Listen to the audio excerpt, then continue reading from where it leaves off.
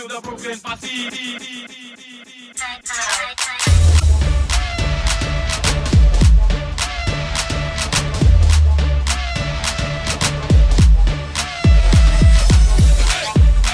Hello and welcome to the FITz and Healthy podcast. I am your host, Dr. Lauren Fitzgerald, and I am joined by someone really special today.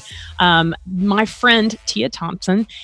How did you and I connect? Was it just the dance fitness world? It was just the dance fitness world. It's amazing what it does for people. Totally.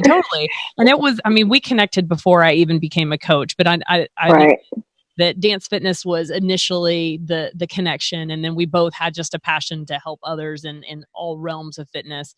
And you were in Dallas, Fort Worth area until recently. And 2 years ago, my husband and I took the leap to move to Colorado for a different perspective. So here we are. And I had no clue that you had moved to Colorado. And I'm not sure, did you know that I moved from Oklahoma to California to Chicago? Oh, the second move I didn't know. I remember the move to LA and I was like, oh yeah, go. She's going to dance on the beach. And then snowflakes were coming. I was like, oh, where there's no flurries where she's supposed to be. But today's episode is truly going to be eye-opening for a lot of people because your story really is empowering, and it's eye-opening for a lot of people. So there's going to be a few things that I want people to take away after hearing your story, but I'm going to let you tell a story, but I will let the audience know how you and I got reconnected after we really hadn't talked in probably a year or two. I mean, it had been a while.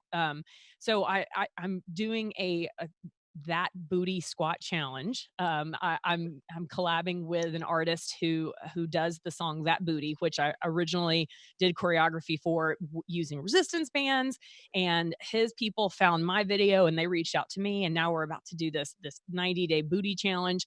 And you reached out to me saying, well, what had happened was, and I was like, Operation Twerk. Yes, sign me up.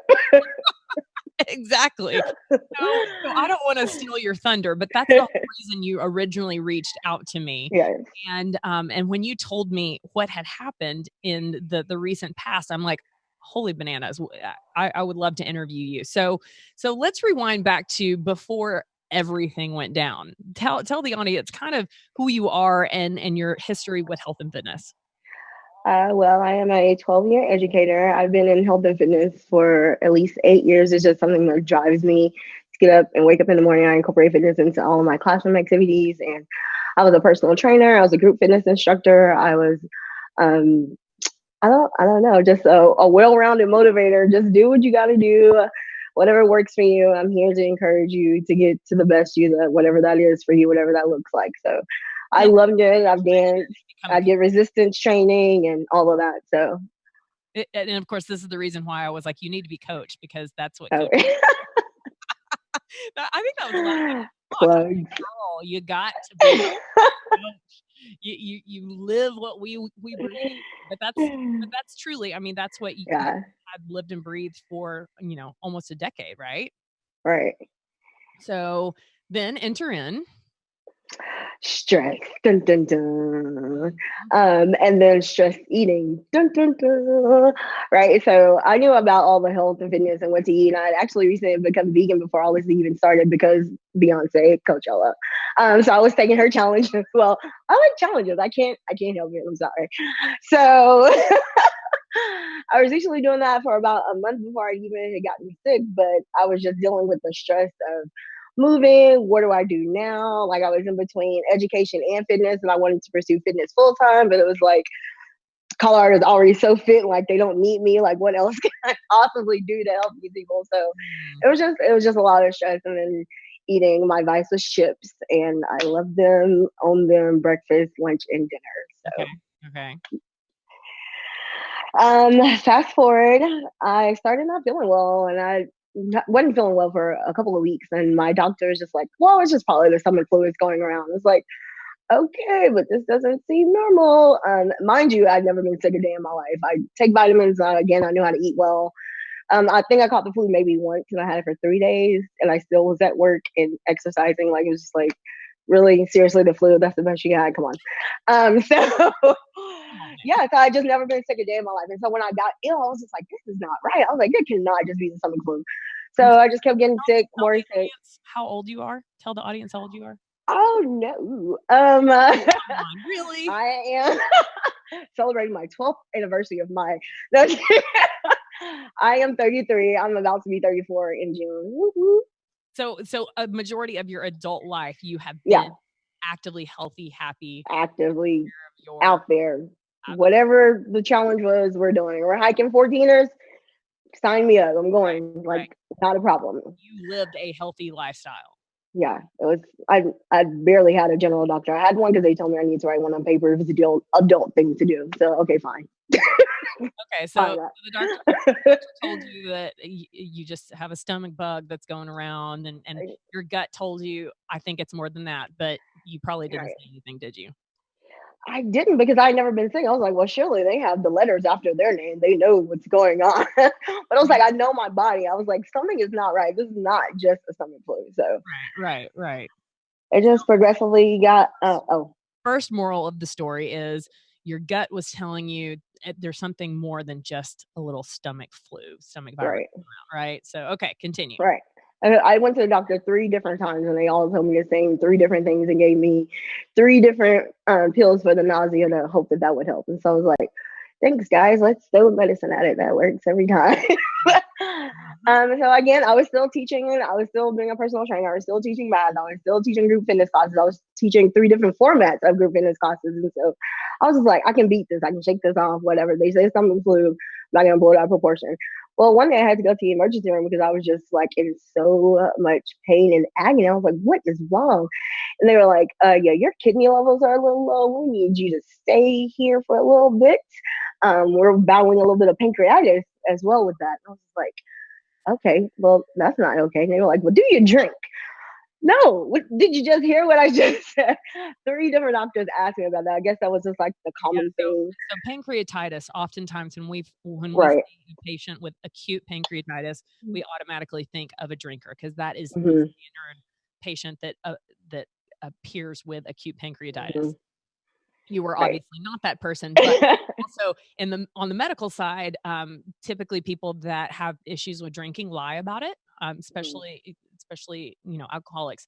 They tend to lie about how much they drink. So I promise you that they were thinking, this girl's lying because she's you're like, no. Well, they always say happy hours because of teachers, so there's that. There's that. So this time you'd been to the doctor 3 times. Was it 3 different doctors? Or yeah, I went to 3 different doctors, and they gave me 3 different and they gave me 3 different pills for the nausea. I guess one was progressively stronger than the other, but it didn't help with the nausea. So I was like, it's not stomach flu, guys. So then they checked my levels. They gave me an ultrasound. They admitted me into the hospital. They were like, okay, we don't really know, but the pancreatitis is there. Your kidney levels are a little low. And then they wanted me to eat and drink liquids, but I couldn't keep it down. Like, I was just like, I can't swallow this. And so then they gave me the barium swallow test, and not fun. I couldn't swallow. I was aspirating. Everything was going into my lungs. I ended up catching pneumonia. I was just like, well, okay, guys, here we are. What do we do now? And so I realized things that last year. What month? March. My spring break last year this time, actually. Okay. Wow. I was like, yay, spring break. No. So a year ago today, more or less. Was more or less going down. Man, if that's not a sign, I don't know what it is. I mean, I know. So you're now admitted to the hospital. Right. They know that your pancreas is inflamed. They don't know why. They know that your kidney function is going down. They don't know why. And then what other kind of abnormalities did they find at that point? My stomach was emptying very slowly. And then I forgot to mention, before I even went to the hospital, one of the days I was trying to drive, and simultaneously my eyes were doubled and blurry. I was like, well, that's not normal. Nope. And so, like, individually they could see just fine, but simultaneously it was just like, you're over here and over there. How is that possible? So the vision was also a problem as well. So they were like, yeah, you're gonna have to stay. We're gonna have to try to figure out something. And so it was just a constant trial and error at that point. Guinea pig is what I ended up becoming for the next 2 to 3 weeks. And I just progressively got worse and worse. Thank God I had friends and faith to hold me over for those couple of weeks, because it was just like, oh my God, I'm dying. That's the only reason. Like, there cannot be any other reason. I must be dying because I never get sick. Like, how is this possible? So they had my feet elevated. They were my blood pressure was really high. I could only eat ice chips when they allowed me to. It was just, and then I got on a feeding tube when I was there, and then I just progressively got worse. So at one point, I couldn't get out of the bed anymore to walk myself to the restroom. They gave me yellow socks. I don't know if you guys go to the hospital, but those yellow socks. PTSD from the yellow socks, right? Very much so. Very, very much so. And I was in denial about it the entire time. I was like, guys, I will be fine. Just give me a walker. I can just go to the bathroom. Right. I figured I couldn't shower by myself anymore. I couldn't use the restroom by myself anymore. Within 3 weeks, I was completely incapacitated in this bed. Finally used the bedpan for the first time in my life. I was like, okay, guys, something's not right. We still don't know what's going on. And so they were just like, okay, it has to be someone with antibodies. Let's just start her on a plasma freeze. And so I was like, what does all of that mean exactly? What jargon are we referring to? And so they gave me, I was like, what is happening? So at this point, I was in the hospital for about 3 weeks. They switched me to 3 different rooms and 3 different units. They sent me to neurology. They sent me to rheumatology. They sent me to endocrinology. I don't even know all of the names anymore. I was like, guys, I was just like shuffling back and forth, back and forth. And one night I even felt in my spirit, I was like, yeah, I'm just so tired. I was like, I need for them to figure out what is going on. And so at this point, again, I'm sitting up. I have plasma freeze. I've had one plasma freeze now for the first time. So plasma freeze, they put a PICC line in your neck. I don't know if you can see my scars from it. So they separate your blood and your plasma. Of course, they take out the bad plasma and then they put in new plasma, and it's like super cold. I was not expecting that. Right. And so I had 2 of those done while I was there, and they were just like, we don't know what else to do. We can't figure out what's going on. And I was like sitting in my bed. I was like, dear God, y'all have got to figure out what is wrong. I was like, I cannot keep being a push cushion. And lo and behold, when I went to sleep that night, I mean, it was bad, but it was good. I was aspirating in my sleep, and my brother, who came up from Texas, was watching me because I was in the ICU, and he was like, hey, she is breathing very hard. Her heart rate is going up really high. What is the deal? What's going on? So all of a sudden, people rush in. The lame people that don't know what aspiration, you know what it means now, but now. Before the hospital, I guarantee you didn't know what that meant. No. When a person isn't able to control their swallowing mechanisms and protect their airway. So you have two tubes that go down. You've got your airway, your windpipe, and then you've got your esophagus from your mouth, right? And so if the stuff that is supposed to go into your esophagus goes into your windpipe, it gets into your lungs. And that's what's called aspiration. And so aspiration pneumonia can actually kill you. This is one risk that we worry about as anesthesiologists, because once we put a person to sleep, they lose that protective mechanism that an awake person is supposed to be able to control voluntarily. But you were unable to control that. Right. And you didn't know why. You just knew that you were not able. So your barium swallow test, you failed because for whatever reason, the muscles that are supposed to protect you from getting stuff into your windpipe weren't working. And you didn't know why, and they didn't know why. They didn't know why. Okay. Yeah. So continue. So your brother or brother-in-law? Brother. My brother, yeah. Saw you in the ICU and was like, this is not right. Something's going on. Yeah. And he was just like, I don't understand what's happening. Again, because everyone's on pins and needles, because you're like, Tia doesn't even go to the doctor. Why is she in ICU with tubes and monitors? Yeah. Like, what the heck is going on? Yeah, super So scary. I didn't even know. Like, again, so when I went to sleep that night, I was like, dear God, you got to figure out what's going on. Like, I cannot keep going through this. I was like, please give them some type of answers. And I prayed for that. However, the way I got to the answer, I was not expecting. So again, I went to sleep that night, and I was aspirating in my sleep. And my brother told them about it. So they came in. They were like, "Holy goodness!" They intubated me. They put all this tubes. Blah blah blah. My husband's like freaking out because he was like, "Oh my God, what is happening?" Again, I'm asleep. I don't know about any of this. I go to sleep in one hospital praying for them to find answers, to wake up in a hospital about 2 hours away, and another ICU, completely paralyzed, unable to breathe on my own, with a feeding tube, with heart rate monitors, with all of these contraptions with them. I was like, well, this is not what I was expecting at all. But luckily, I had family and friends surrounding me, and then they ended up coming up with the diagnosis when I was there, and that's when they discovered that I had neuromyelitis optica, also known as NMO. So I pray for them to find an answer that night going to sleep. But when I woke up that morning with the answer, the solution that came with it was completely incapacitated. I had a catheter going on. I had vision issues going on. It was just the worst. I never want that for anyone. And so I was like, all of this over going vegan and chips? What? You gotta be kidding me. Put down the scoops. Okay. I'm glad that we can laugh at this. Because so neuromyelitis optica, also, and we'll refer to it as NMO. That is what you were officially given the diagnosis. Now, this is a rare autoimmune disorder, but the fact is, and your story, it might be of a rare autoimmune disorder, but your story is actually not super rare because autoimmune disorders literally are becoming increasingly more common.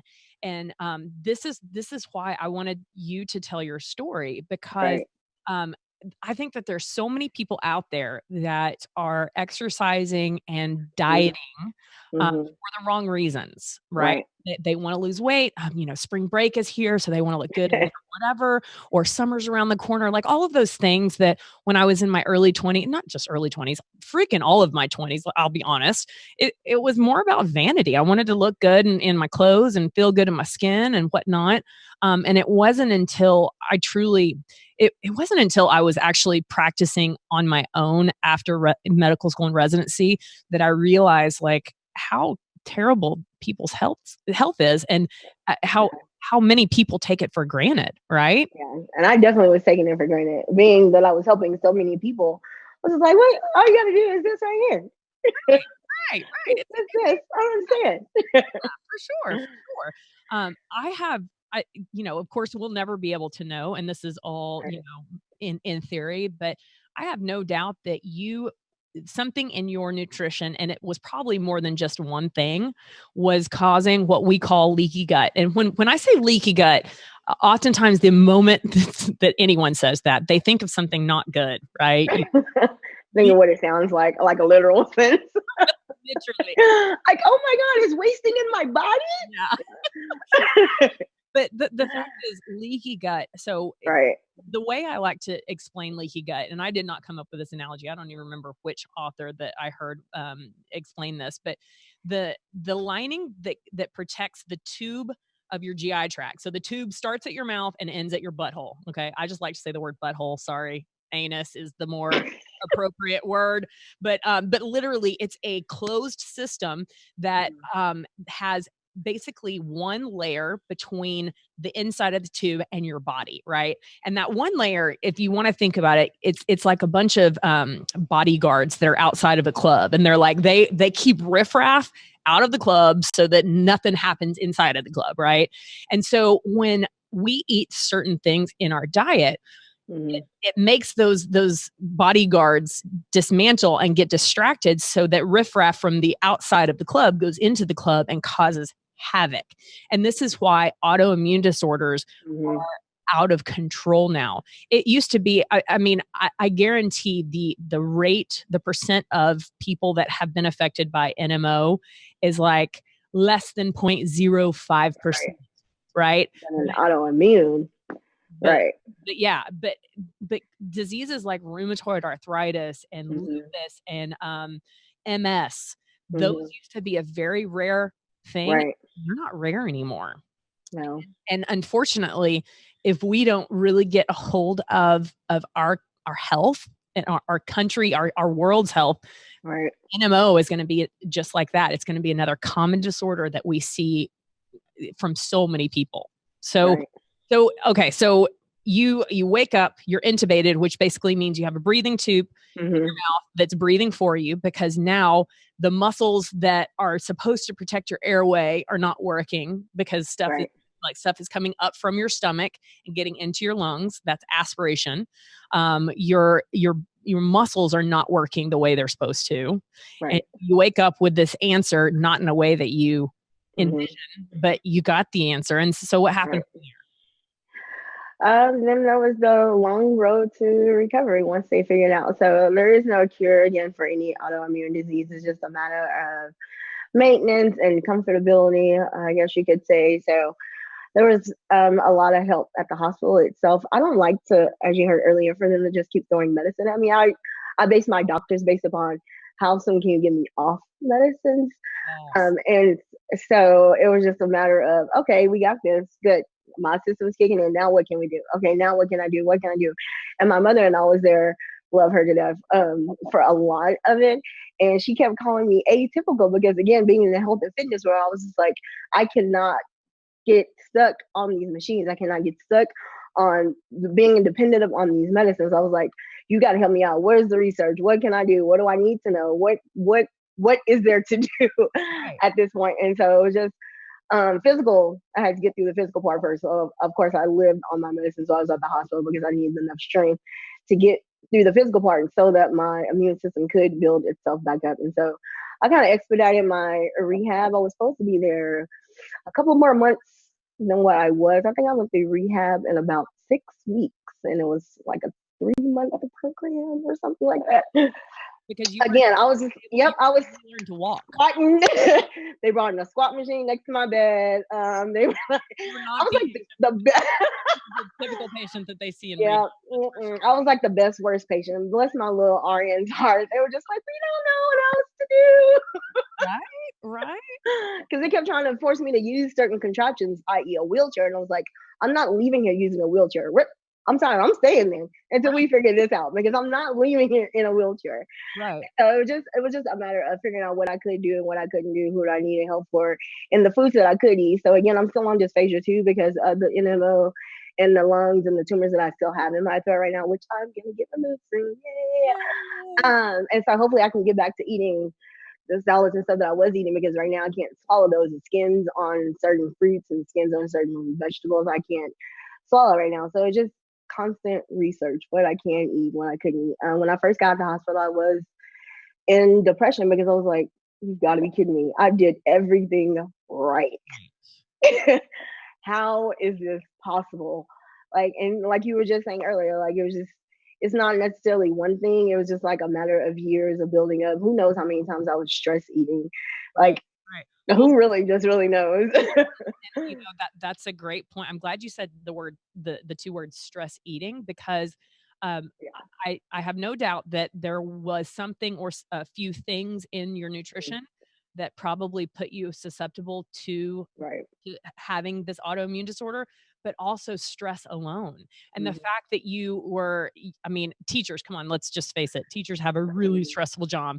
And then you were personal training, you were teaching 3 different formats. And I'm guessing you probably were not respecting your body with giving it the sleep that it needs and the meditation and the self-care that we fitness instructors are the worst when it comes to really just because we want to help other people. And then when it comes to it, you put yourself in a mirror and you're like, oh man, I should probably take my own advice. Right. We're definitely like, just go. Right. I can help you. I can help you. I can help you. Let's help us. Yes. Kind of thing. Stress could have been the one thing that put you at risk, but, I'm not here to say that you becoming a vegan was it, but there are definitely, I know a lot of vegans that eat a lot of processed foods just so they can, not vegan. I know vegetarians that eat processed foods because you're vegetarian and you're not eating meat, so you're being healthy. But what you put in your body is so freaking important. And that's one of those. When you're vegan, you become skinny. Well, not if you don't know what it means to be vegan or what it means to be a vegetarian. Right. And going vegan or going keto or going whatever, going something means you're probably going, someplace not good, right? Because at the end of the day, I believe God created us to feed our body with whole natural food, and he gives us on earth what we're supposed to eat, and then we eat all these frankenfoods with chemicals and processed ingredients, and our bodies don't know how to deal with it. It's foreign stuff that gets into our body. And so our body starts attacking itself. That's all an autoimmune disorder is. You know, when people don't want to spend money and work with me as a coach, I will let them know, look, because there's so many free resources out there. When I was an anesthesia, I was the anesthesiologist in this pain clinic, and I would see a lot of repeat customers or patients.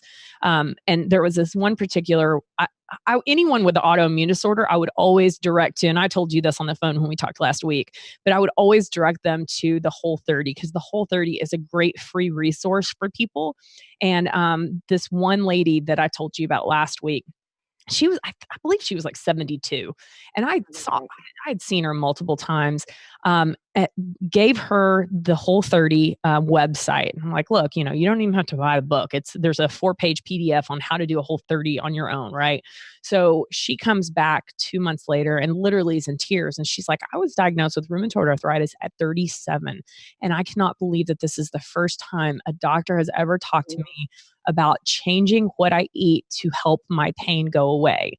And it and that reminded me of another podcast that you did earlier when you first started your podcast, was talking about being in tune with how food makes you feel. Yeah. And processed foods, I mean, if you really sit down and like eat processed food and then like think about what you did afterwards, probably slept or was tired or exhausted, like take time to actually think about those things. And I remember you talking about that in one of your earlier podcasts. It was just like, none of the doctors are recommending these types of things. Like I said, when I left there, I was like, well, now what? Now I have to figure out what to do. Like, because I can't eat like I was eating. I definitely don't want to if that's what caused it. So. Right. They get, and it's not the doctor's fault, but they're just not right. That the body naturally, Right. Like I said, I don't like throwing medicines at it. Like, I need a doctor who can help me wean off medicine. Yes. I will have an admission moment right now, because sometimes we just have to learn lessons the hard way over and over again. And so on Saturday was when Chicago celebrated St. Patty's Day, right? It's a huge day here. There's a huge Irish Catholic population. They turn the river green. Like, I've never seen so many people drunk before noon until Saturday, right? And I wasn't drunk by any means, but I did eat food that was outside of my norm. And so I drank alcohol, and I had this really amazing, yummy dessert that was full of sugar. And I went to bed feeling like crap. And I woke up and threw up, because my body was like, you cannot do this. Alcohol and a shit ton of sugar in one day. And I threw up. I threw up early Sunday morning. Not because of alcohol, but because I was feeding my body with. So yeah, being in tune with the food that we fuel our body with and how it makes us feel is huge. There's another, and I've got multiple stories of people that have realized that their autoimmune disorder maybe not be able to be cured, but definitely can be maintained, the symptoms reversed to the point that they either need minimal amount of their autoimmune disorder drug or zero of it. There's one particular woman who started following me. It was right when I started coaching. And, I did a ton of live broadcasts, and she started to take my advice. And I believe I told you this story last week when we talked on the phone, but she has the diagnosis of MS. And so every year she'd get an annual MRI of her head to basically monitor the progression of her disease. And her neurologist came back, and she was like, what are you doing? Because there's no sign of MS on your MRI anymore. And she'd had more than one MRI that had showed, yes, you are definitely, an MS patient. And she has learned how to control all of her symptoms. I believe she's on zero medicines. And it's by being aware of the food that you eat. And so, she no longer eats because she wants to lose weight and look skinny or whatever stupid. Yeah. That's the thing. Like, I see so many people that are just walking around, and their heart attacks waiting to happen, or their strokes waiting to happen. But think about the people like you that you thought you were otherwise healthy. I mean, the picture that you sent me before all this went down. I mean, I guarantee not a single person would have ever looked at you before and been like, yep, I bet she's about to be in the hospital on a breathing tube and lunch. That's right. Can't eat on her own, paralyzed. That's her. That's the one. Yeah, it's interesting that you said that about medicine too, because I recently went to my doctor again, and again for the slow emptying stomach, they given me another medicine instead of just telling me what are the foods I can eat that have higher fiber in them to help me release some of this. And I was just like, okay, that's it, because I felt horrible. I was just like constantly, and I already had a hard time swallowing as well. I was like, that's it, I'm peeling out. Nope, not doing it anymore. And so I went cold turkey, and I feel so much better. I feel so much more coherent. I'm looking into other foods that I can't eat and when I cannot eat, and all that kind of thing. And I'm just like, you don't necessarily have to have these prescriptions. Like the food, like you said, the food that is out there is available, ready for our help, and it's just a matter of figuring out what it is that you need for your body to sustain you. So, Right. What yeah, one message that I want to make sure that the listener understands is that this isn't something that happens overnight. Okay. right. So whether you have an acute incident like Tia had, or you haven't had one yet, I don't want to induce fear in people, but I definitely kind of want to induce fear, because the fact is, if you don't start today Hmm. feeding your body with good healthy fuel, because I've said this multiple times, food is either good or bad for you. There's no middle ground, right? Like it Right. there's no gray zone. So if you are feeding your body a majority of crap, you never know at what point this kind of stuff is going to happen. It doesn't matter if you don't need to lose any weight and you have a six pack Hmm. abs. I like the body, it the Yep. body will react and be like, hey, you know what, you ain't going to feed me this crap anymore. Hmm. So what? It's been trial and error. So I have celiac now, and so my husband and I are eating a celiac diet. Okay. Well, see, the fact is, okay, so you have the diagnosis of celiac. So that basically means that you can't have anything that's gluten. And Mhm. that does not mean that you should go buy gluten-free crap, because more times than not, and I think I told you this last week too, there are 80, I believe 88 different kinds of gluten proteins, but the one that's the most common, if it's not in a food, this food can be called gluten-free, but it still has one of the 87 other kinds of gluten proteins, right? So, anytime someone has celiac, I highly recommend not just gluten free, but grain free completely, because your body, you can survive without grains. Humans survived without grains for, I mean, we've been around 2.5 million years, and we've only had agriculture for like not even 200,000 years. So humans were created to be able to survive without grains. And I've seen too many people, the autoimmune disorder that where your body attacks your thyroid. That is the first Mhm. thing that I tell a person if they have thyroid disease, just cut out grains and see what happens. But it doesn't happen overnight. And Mhm. and these foods also, they get into your body, and not only do they wreak havoc by causing your body to attack itself, the autoimmune part of it, but they also cause cravings. They also disrupt your hormones. They also they create, they work in your brain like drugs. A lot of them do. I mean, there's plenty of tests that we look at rats that are given Oreos and then given cocaine, and they choose Oreos. I mean, come on, are you serious? Like, this is what fake food does. This is what food scientists are paid to do. They're paid to create food, Franken foods that cause you to want more of it, because it's the perfect money making model. They don't care about your health. And there's no money to be made in you learning how to eat whole Right. natural foods. There's just not. Right. Because Because you can eat a lot less to sustain you than you would if you eat processed foods by far.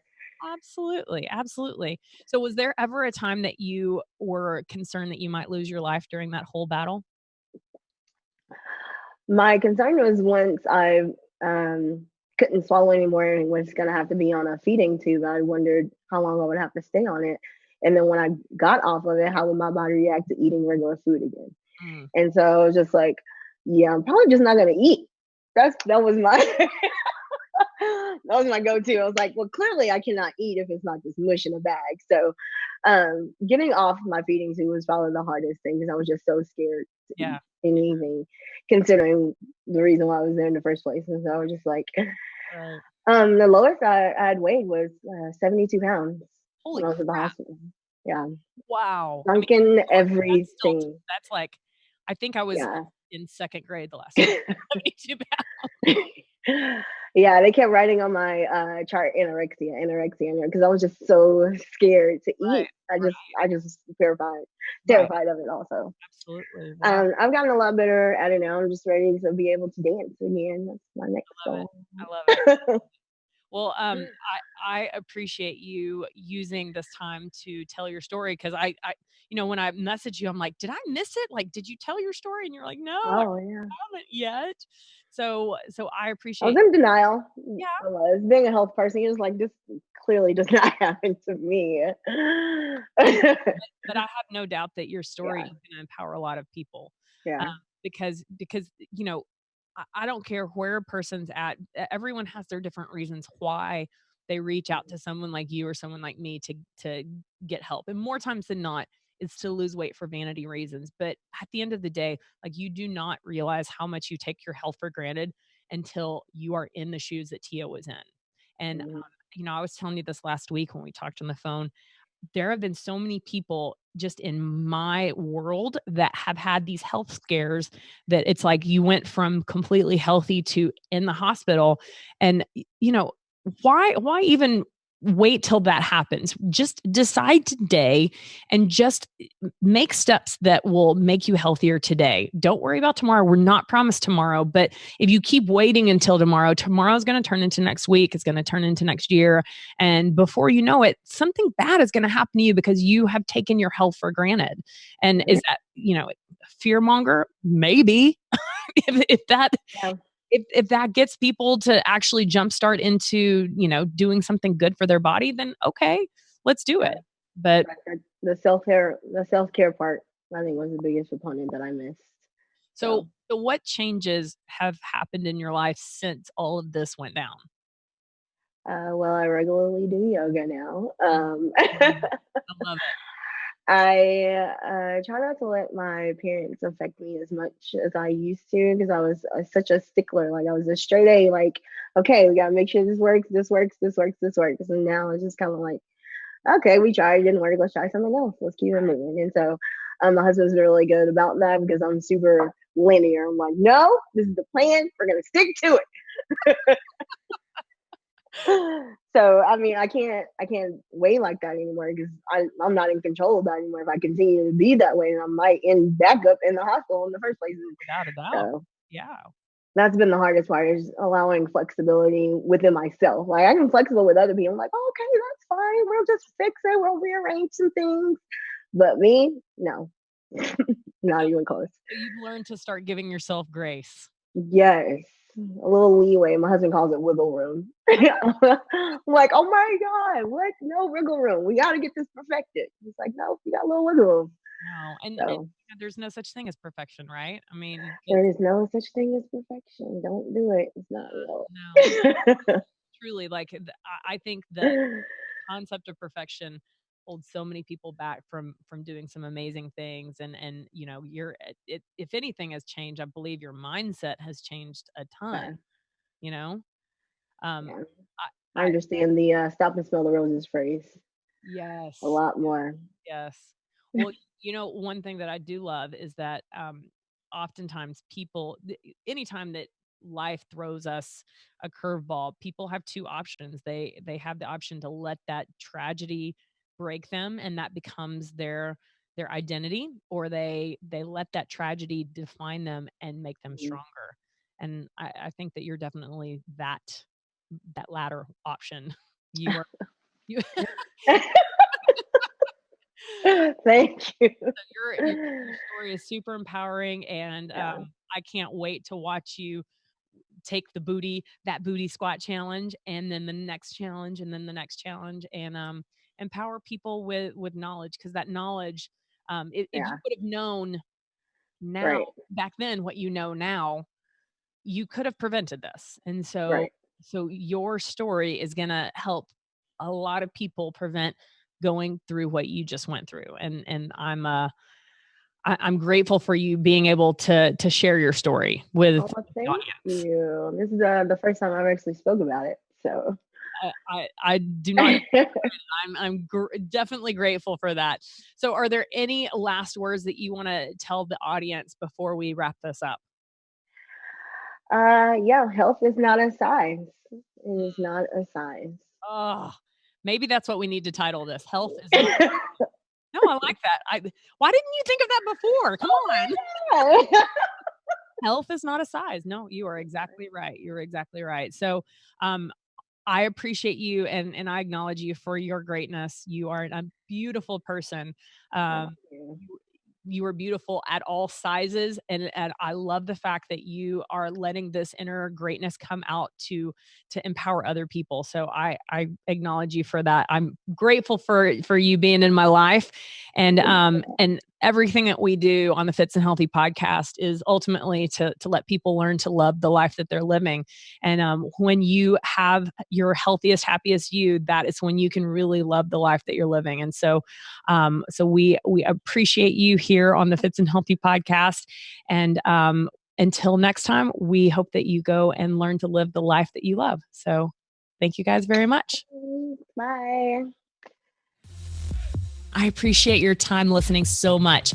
If you enjoyed this episode of the Fitz and Healthy podcast, can you please go do me a favor and go subscribe at whatever platform that it is that you listen to podcasts. Leave a review. We read every single review, and we appreciate the time that you take to leave your thoughts and opinions. Now, also remember, while I am a medical doctor, the information I provide here is not intended to provide medical advice or a professional diagnosis, opinion, treatment, or services to you or to any other individual. I am providing general information for educational and informational purposes only, and it is not a substitute for medical or professional care. You should not use this information in place of a visit, call, consultation, or the advice of your physician or other healthcare provider. The information I share is not intended to treat, cure, or diagnose any disease or medical condition. If you believe you have a medical emergency, just call 911 immediately or your physician. Now, enough of that medical legal jargon. Thank you so much for listening to this podcast. I appreciate your time. Now go live a Fitz and Healthy life.